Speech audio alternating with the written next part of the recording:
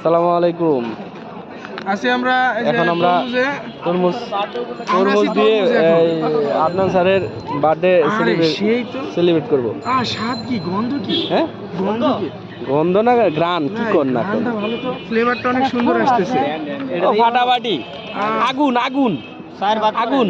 Wait করা হবে, মন ভরে খাবো। ওয়েট করা হবে। বড়টা নিয়ে না ওয়েট করা হবে। মন ভরে খাবো। 2 কেজি।